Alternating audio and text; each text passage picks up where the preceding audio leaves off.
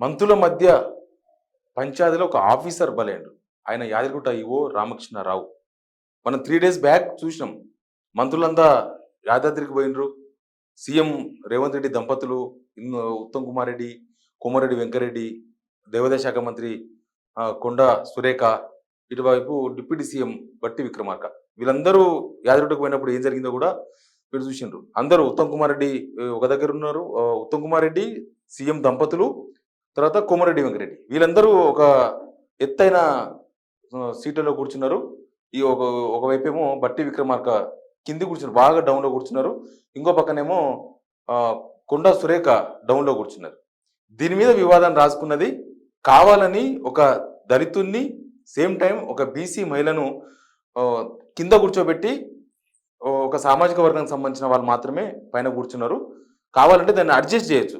CM దంపతులు కూర్చున్నప్పుడు CM భార్య పక్కనే మహిళా మంత్రి కూర్చోవచ్చు. లేకపోతే సీఎం తర్వాత డిప్యూటీ సీఎంఏ ప్రోటోకాల్ కాబట్టి డిప్యూటీ సీఎం పక్కన కూర్చోవచ్చు. మిగతా మంత్రులు అటు ఇటు కూర్చోవచ్చు.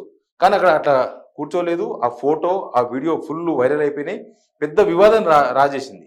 దీని తర్వాత బట్టి విక్రమార్క పైన కొంత సింపతి కూడా క్రియేట్ అయింది. బట్టి విక్రమార్కను అయ్యో ఒక దళిత నేతను, ఒక ఉప ముఖ్యమంత్రిని ఇట్లా కూర్చోబెట్టింది, ఒక బీసీ మహిళను పక్కన కూర్చోబెట్టింది, ఒక సామాజిక వర్గం మాత్రం పైన కూర్చుంటారా అని ఒక బాగా సోషల్ మీడియాలో వైరల్ అయింది.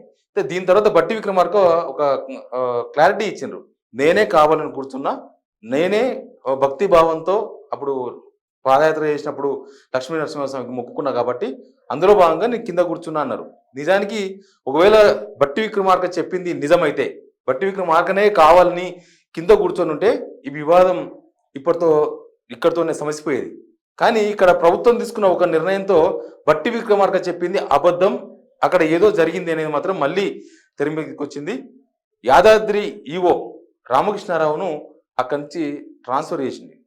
ఒకవేళ తప్పు జరగకపోతే, ఒకవేళ బట్టి విక్రమార్క చెప్పినట్లుగా అక్కడ కావాలనే బట్టి విక్రమార్క కింద కూర్చుంటే అక్కడ తప్పేం జరగలేదు. నిజానికి బట్టి విక్రమార్క కావాలని కూర్చున్నప్పుడు అక్కడ సీఎం రేవంత్ రెడ్డి గారిది తప్పు లేదు, ఇటు ఉత్తమ్ కుమార్ రెడ్డి గారిది తప్పు లేదు, ఎవరిది తప్పు లేదు, ఆలయ అధికారులది కూడా తప్పు లేదు, ప్రోటోకాల్ది కూడా తప్పు లేదు నిజానికి. కానీ ఇక్కడ ఈవో రామకృష్ణారావును అక్కడి నుంచి ట్రాన్స్ఫర్ చేసిందంటే ఇది అక్కడ తప్పు జరిగినట్టుగానే ప్రభుత్వం భావిస్తున్నది. మరి తప్పు జరిగినప్పుడు ఈవోనే బాధ్యులు అవుతారా? అక్కడ వాళ్ళందరూ అక్కనే ఉన్నారు. అక్కడేమి లక్షల మంది జనం లేరు. ఎవరెక్కడ కూర్చుంటున్నారో ఈజీగా అర్థమైపోతుంది. ఇటువైపు సీఎం కూర్చున్నారు రేవంత్ రెడ్డి, ఆయన భార్య కూర్చున్నారు, మరి ఈ పక్క ఉత్తమ్ కుమార్ రెడ్డి, కోమారెడ్డి, ఆ పక్క కొండా సురేఖ, అవన్నీ మనకు క్లియర్గా అందరూ ఉన్నదే 5 మంది కాబట్టి చాలా క్లియర్గా ఎవరెక్కడ కూర్చుంటున్నారో వాళ్ళకు విజన్లోనే ఉంది, వాళ్ళ కళ్ళతో కనిపిస్తుంది. మరి అట్లాంటప్పుడు ఈవోను బలి చేయాల్సిన అవసరం ఏమొచ్చింది? అక్కడ తప్పు జరిగిందని ప్రభుత్వం భావిస్తుందా?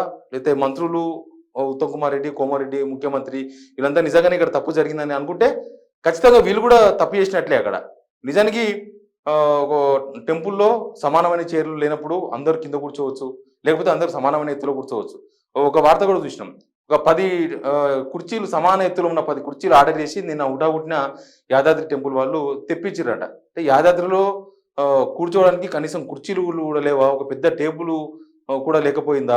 అక్కడ ఏం జరిగింది? నిజంగానే బట్టి విక్రమార్కను కింద కూర్చోబెడితే దాన్ని సర్ది చెప్పుకునే ప్రయత్నంలో భాగంగా నేనే కావాలని కూర్చున్నా అని బట్టి విక్రమార్క క్లారిటీ ఇచ్చే ప్రయత్నం చేసిండ్రా? బట్టి విక్రమార్క చెప్పింది క్లారిటీ ఉన్నప్పుడు, అదే క్లారిటీ అయినప్పుడు, అదే కరెక్ట్ అయినప్పుడు ఈవో రామకృష్ణారావు పైన వేటు ఎందుకు? ఆయన అక్కడి నుంచి ఎందుకు ట్రాన్స్ఫర్ చేసిండ్రు? ఆయన జస్ట్ మొన్న డిసెంబర్ 22, 2023 బాధ్యతలు తీసుకున్నారు. అందుకన్నా ముందు గీతారెడ్డి బీఆర్ఎస్ గవర్నమెంట్లో ఆమె ఈవోగా ఉండేది, చాలా కాలం పాటు ఉన్నారు. కాంగ్రెస్ గవర్నమెంట్ వచ్చిన తర్వాత కరెక్ట్గా 15-20 రోజులకే గీతారెడ్డిని అక్కడి నుంచి తప్పించి రామకృష్ణారావుని తీసుకొచ్చిండ్రు. మరి రామకృష్ణారావు తప్పు దీనిలో ఎక్కడుందో తెలియదు. ఒకవేళ రామకృష్ణారావు కనుక తప్పు చేసి ఉంటే ఖచ్చితంగా ప్రభుత్వం తప్పు చేసినట్లే.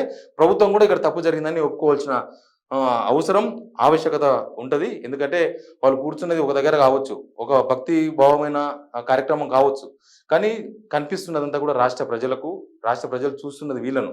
కాబట్టి అక్కడ తప్పు జరిగిందా లేదా అనేది ప్రభుత్వం ఇప్పటికైనా క్లారిటీ ఇవ్వాల్సి ఉంటుంది. మౌనంగా ఉంటే అదే అంగీకారంగా ప్రజలు భావించాల్సి ఉంటుంది.